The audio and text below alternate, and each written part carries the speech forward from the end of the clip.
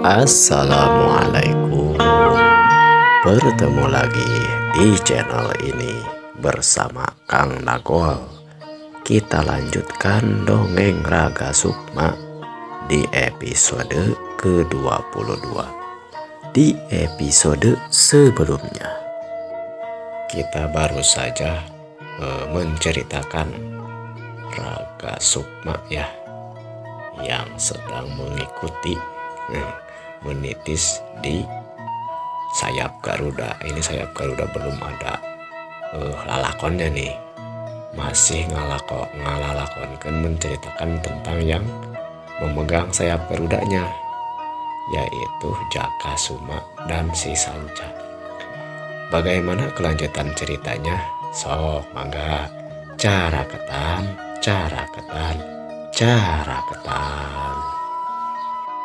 Jaka Suma dan Sanca kemudian kembali lagi ke padepokan Ki Kuruk. Siang tengah hari itu mereka sudah sampai di padepokan. Dengan tidak berapa lama mereka sudah bebersih dan sedikit beristirahat di depan rumahnya Ki Kuruk. Tidak lama kemudian Ki Kuruk pun ikut duduk bersama mereka berdua. Jadi mereka bertiga duduk-duduk sambil meminum kopi dan juga nyanet, ngemil mungkin ya kalau bahasa Indonesianya, nyanet rebusan singkong. Ki, sebenarnya tanah Lembah Ndit itu milik siapa sih, Ki? Begitu kamu mau bertanya. Tanah itu memang tanah, bukan tanah kosong sebenarnya itu. Itu memang tanah produktif dulunya itu. Ada yang memilikinya. Beliau mah namanya Ambu Ndit. Itu teh, kalau Aki mah masih termasuk Adi beteng, adi ipar. Sebab bukan adi ipar, mungkin saudara ipar lah. Sebab suaminya Ambu Ndit tersebut adalah saudaranya kakek. Dahulu kala saudara kakek ini memang seorang saudagar. Dia senang sekali berjualan dan berniaga sampai ke luar negeri, keluar pulau, sampai ke Sumatera bahkan Kalimantan. Terkadang juga dia suka berhubungan sampai ke orang asing gitu. Pokoknya luas. Makanya ketika dia memiliki tanah pun, ya satu legok endit itu miliknya ditambah tempat-tempat yang lainnya. Luas lah. Tidak hanya luas tanah, hartanya pun banyak. Kalau dalam bahasa Sunda itu pro di juru, pro di panto, ngalayah di tengah imah, kaya raya, tidak akan habis 7 turunan bahasa Indonesianya. Bahasa Melayu merenannya kalau di zaman kita mah hehehe. Apapun yang diinginkan, bahasa kasarnya, mau minta apa saja pasti bisa terlaksana. Oleh karena itu, secara haliah harta dunia, saudara kakek dan juga Ambu Ndit ini cukup, dan segala sesuatunya, apapun yang mereka inginkan tentunya bisa terlaksana. Namun namanya kehidupan pasti selalu berpasang-pasangan. Ada sesuatu yang tidak sempurna dalam kehidupan mereka. Di antaranya itu, sampai mereka menjelang tua pun mereka tidak memiliki keturunan. Lalu sampai pada akhirnya saudara kakek tersebut meninggal. Kemudian tentu saja semua hartanya itu menjadi warisan ataupun milik untuk istrinya, yaitu Ambu Ndit. Memiliki harta yang banyak dengan tidak memiliki keturunan bukannya menjadikan Ambu Endit ini orang yang dermawan. Kalau secara logika harta banyak, keluarga tidak ada. Seharusnya kalau ada yang memerlukan, kalau ada yang membutuhkan, dia mudah untuk memberikannya. Nah, ini beda dengan Ambu Endit ini. Dia justru termasuk orang yang pelit. Bahkan ketika memberikan sesuatu pun ataupun pinjaman, dia kemudian meribakan ataupun jadi rentenir. Ketika pinjam uang itu atau pinjam sesuatu, harus saja ada untungnya, ada lebihnya. Masyarakat sekitar sini memang merasa keberatan dengan peraturan tersebut.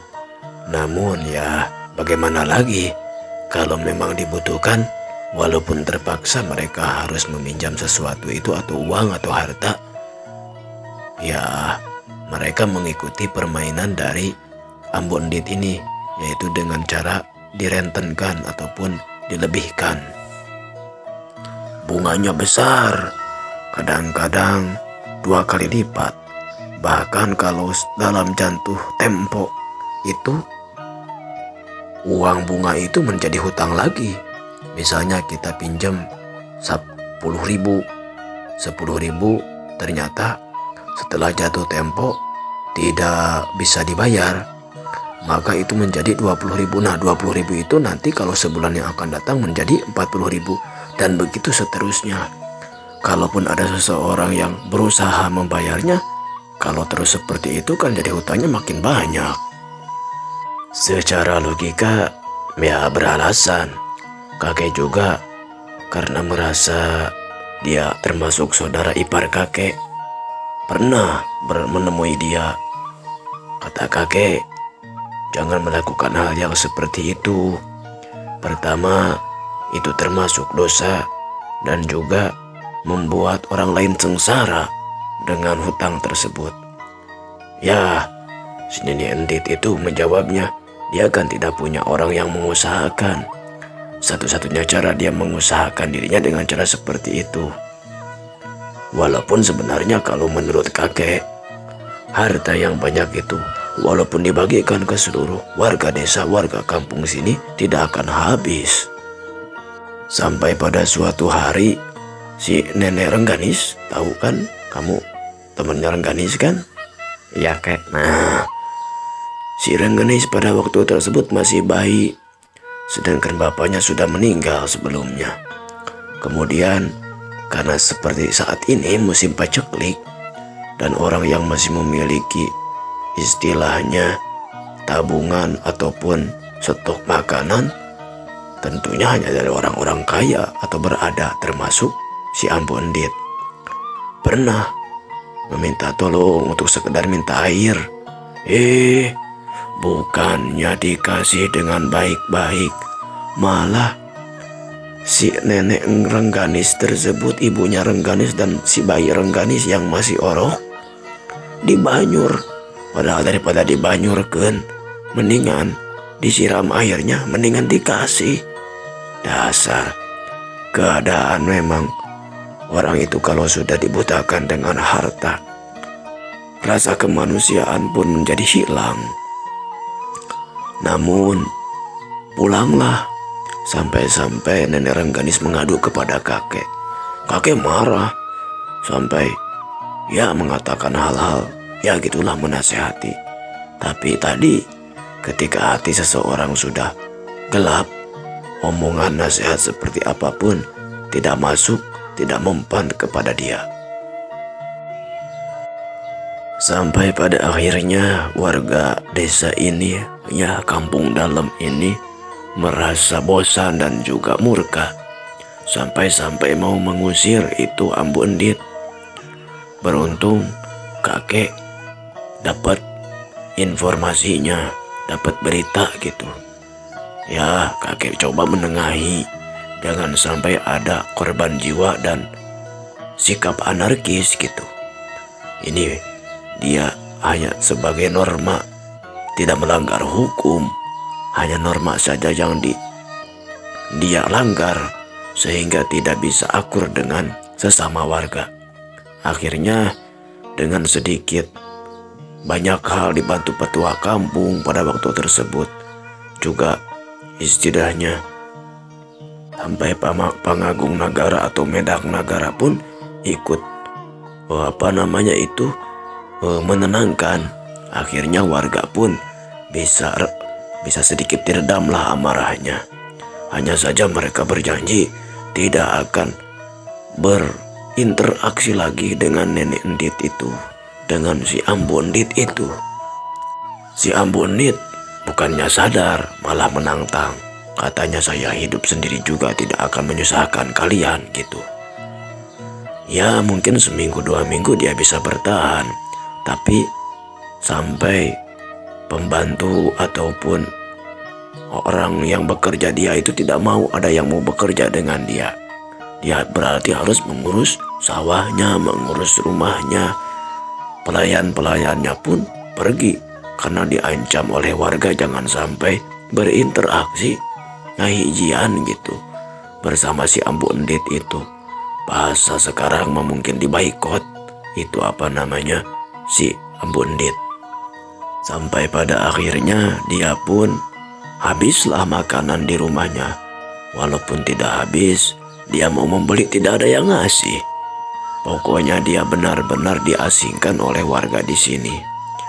Sampai hampir 2 bulan kemudian dia datang ke padepokan ini dan merasa bersalah serta bertaubat.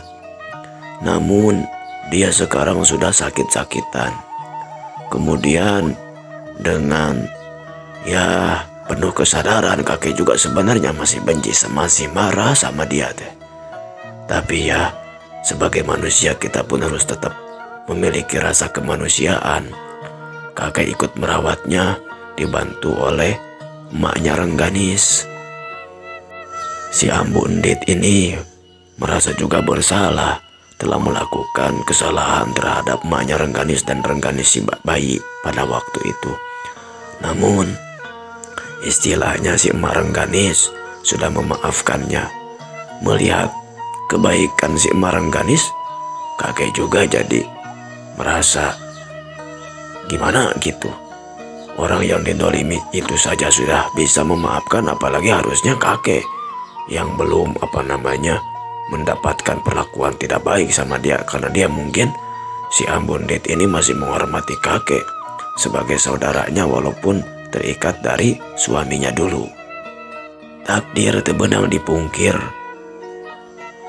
Kodrat bahasa nama temenang dipegat, artinya segala sesuatunya memang kita harus mengikuti apa yang digariskan oleh Yang Maha Kuasa kepada kita. Si Ambu Rengganis walaupun sudah dirawat oleh kakek dan juga si emak, si Ambu Endit yang sakit ini walaupun sudah dirawat oleh kakek dan si emak Rengganis, tetap saja terus menurun kesehatannya. Sampai dia mengatakan bahwa harta saya, katanya, dikasihkan saja pertama untuk emak Rengganis, dan juga kalau ada warga yang membutuhkan silakan dikelola saja, karena untuk menebus kesalahannya kepada warga sekitar sini. Hal tersebut pun disaksikan oleh ketua kampung dan juga menak dari Nagara. Karena mau tidak mau harta si emak Rengganis ini, harta si emak Endit ini, si Ambu Endit ini banyak. Itu sampai ke ujung sebelah sana itu masih tetap hartanya. Oleh karena itu diwakafkanlah untuk warga sekitar sini. Boleh dibilang tanah bengkok lah itu teh. Tanah milik warga. Walaupun beberapa bidang tanah secara khusus dikasihkan kepada emaknya Rengganis. Terutama dataran itu tuh di Legok Endis itu yang suka dibuat balong. Makanya wajar ketika Rengganis ingin membuat situ di situ. Karena mau tidak mau itu sudah milik dia. Istilahnya bukan disebut warisan amanat dari si emak Endit itu dikasihkan kepada emaknya Rengganis dan Rengganis. Namun karena tanahnya memang tidak produktif ataupun cukup baik untuk ditanami padi atau lain sebagainya, ya paling hanya kekebunan saja. Di waktu kemarau seperti ini tidak menghasilkan. Nah, oleh sebab itu legok ataupun lembah bekas tanahnya Ambondit ini terkenalah sekarang menjadi Lembah Endit ataupun Legok Endit. Oh gitu ya Kak ya. Ternyata seperti itu ceritanya kenapa lembah itu disebut Lembah Endit. Tapi sebenarnya walaupun dulunya dia banyak dosa ya Kak ya, sampai kejam juga gitu. Tapi pada akhirnya dia bertaubat Kak ya. Bahkan sebelum dia meninggal dia sudah mewakafkan seluruh hartanya untuk warga dan beberapa bidang tanah mungkin tadi untuk neneknya Rengganis, karena mungkin sebagai tanda rasa minta maafnya. Iya, memang mau tidak mau manusia itu harus tetap berinteraksi dengan manusia yang lainnya. Memang kita itu perlu harta dalam hidup itu, tapi semuanya tidak bisa dibeli dengan harta. Pada akhirnya kita harus tetap berinteraksi, harus berhidup sosial dengan masyarakat, sehingga kita bisa saling membantu. Kalau kita punya harta, kita bisa membantu dengan harta.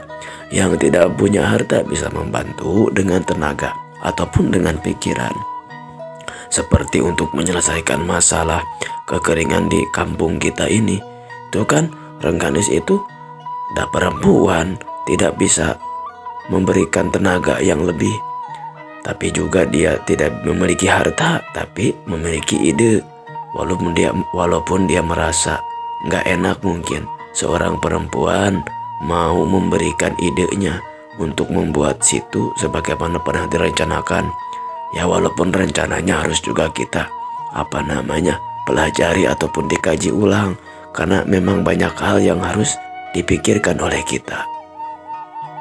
Sementara itu terlihatlah seorang yang bertubuh kurus, berkulitkan hitam akibat selalu terkena paparan sinar matahari.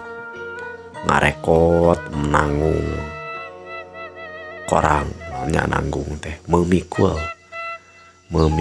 korang. Apa itu korang ya? Sejenis wadah ataupun keranjang ya. Keranjang sepertinya berat. Orang tersebut memikul keranjang yang berat akan isinya. Itu seperti si Picung, kata kakek guru ketika melihat orang tersebut.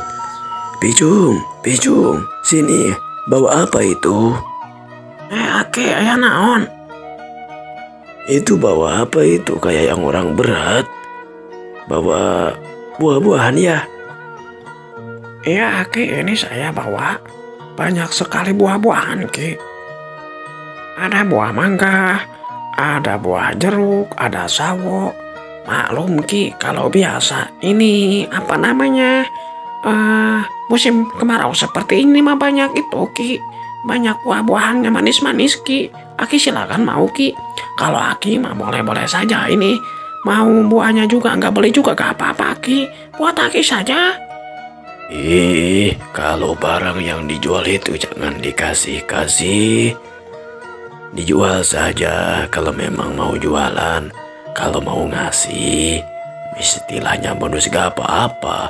Tapi jangan dilarang juga. Aki mah mau beli. Itu mangga kayaknya manis. Iya, Ki, ini manis sekali, Aki. Coba dulu ini, Ki, sebelum dibeli. Coba dulu aja, nggak apa-apa, Ki. Ya sudah, Aki beli dua kati aja. Berapa kalau 2 kati? Ya murah, Aki. 1 talen saja. 1. Maksudnya satu kaki, satu kepik. Jadi kalau itu dua kepik, dua kaki berarti dua kepik. Ini mungkin ukuran kiloan dan harga pada waktu tersebut. Mohon maaf nih ya, mungkin pengarangnya menggambarkannya agak kesulitan. Ya sudah, bungkus saja ya, seperti yang pesankan kakek tadi. Ini kamu dari mana saja? Sepertinya berat sekali kamu. Tubuh kecil, coba eta kulit sampai kakereng gitu, kepanasan. Dasar kamu manggetolan, mau apa kamu di dunia teh atuh? Aki mah, jangan seperti itu Ki. Kita kan harus tetap berusaha, apalagi di zaman seperti ini. Tapi banyak buah-buahan, sayang kalau tidak dimanfaatkan Ki. Ya kamu mah memang mau. Saya Aki juga senang kalau orang yang mau tetap berusaha. Hanya saja ada orang yang membelinya. Soalnya kan di perkampungan sini mah lagi paceklik. Ada sih Ki, tapi dah murah. Ada juga yang beli. Ya kalau milik mah di mana saja Ki. Gitu, dah mungkin manusia mah yang penting mau berikhtiar, mau berusaha Ki. Nah, orang yang seperti ini yang Aki suka. Ya sudah tuh, udah nih uangnya nih. Ya Ki, terima kasih Ki, saya mah pamit aja Ki ya. Ini supaya mumpung agak tidak terlalu panas nih, ada angin seperti ini. Ya sudah, mangga wilujeng. Ya mangga Ki, mangga. Singkat cerita, waktu terus berlalu. Jakasuma dan Sanca yang sedang belajar ilmu kanuragan di Si Aki Picung berminggu-minggu sudah dilalui. Musim kemarau masih terus berlangsung. Warga yang kesusahan air cukup kesulitan dalam mencari air untuk konsumsi sehari-hari. Bahkan panen-panen pun benar-benar gagal akibat panas ataupun kemarau yang terlalu panjang. Lebih dari 3 bulan kemarau tersebut berlangsung. Di suatu malam, setelah selesai melakukan latihan dan murid-murid yang lainnya kembali ke rumahnya masing-masing, berkumpullah 3 orang di rumah Kikuru, yaitu Jakasuma, Sanca, dan juga Kikuru. Jaga, kamu masih ingat kejadian rampok di lembur kita dulu itu? Oh iya, kenapa gitu Kang Sanca? Tadi denger gitu ya dari kawan-kawan yang kita latihan di sini juga. Katanya di kampung-kampung yang sana itu, yang mungkin lagi banyak itunya, masih banyak makanannya ataupun hasil tataninnya, itu banyak yang dirampok katanya. Mungkin di kampung ini saja yang nggak dirampok, karena memang di sini mah apa atuh yang mau dirampoknya juga orangnya juga lagi kesusahan. Iya ya, karena mungkin masih dalam suasana paceklik ataupun kemarau panjang, jadi ya makanan susah. Nah, makin mahabu nih orang-orang yang yang merampok gini. Gimana tuh ya? Kamu kan orang yang cerdas, mungkin, dan juga sepertinya itu ilmu bela dirinya sudah cukup. Kita perangi aja nih rampok-rampok. Nggak bisa gitu. Saya juga kan masih belajar. Aki juga belum mengizinkan saya pergi. Jadi berarti saya masih mentah dalam ilmu kanuragannya. Tapi kalau kita berjuang mah kalau menurut saya tidak harus dengan bentuknya seperti itu. Kita memikirkan kesejahteraan warga desa sini juga seperti kemarin saya sebutkan, itu sudah termasuk berjuang kita. Hehehe, benar sekali Jaka. Tapi benar juga yang dikatakan oleh Sanca. Kalau memang ada keangkara murkaan, kalau kita mampu, kita harus bisa membantu masyarakat dan negara agar terhindar dan terbebas daripada mara bahaya dan juga keangkara murkaan. Tapi benar juga yang dikatakan kamu Jaka, bahwa dalam kita berbakti ke lemah cai ataupun ke tanah air, tidak harus dengan melakukan hal yang demikian. Kalau kata kakek dulu kan, kalau kita mampu membantu dengan harta, yuk kita bantu dengan harta. Kalau dengan tenaga, boleh dengan tenaga. Kalau dengan pikiran, bisa dengan pikiran. Gak mampu, kita dengan semuanya. Minimal kita tidak membuat kerusakan dan berdoa yang berbaik-baik. Misalnya kita untuk supaya tidak paceklik pada saat seperti ini, atau terhindar dari serangan-serangan rampok dan keangkara murkaan. Itu juga suatu kebaikan. Nah seperti itu Kang Sanca, maksud saya juga. Tapi saya masih kepikiran bagaimana kalau saya cari cara gitu ya, bagaimana caranya usulan dari Neng Rengganis waktu itu kita jalankan saja sebab sebenarnya mah idenya mah bagus hanya saja kita melakukannya ada kesulitan. Jadi saya minta izin kepada kakek untuk saya dikasih waktu gitu untuk cari tahu bagaimana caranya saya, kalau misalnya ide dari Neng Rengganis tersebut memang kita jalankan kata kakek juga, itu bagus sekali idenya.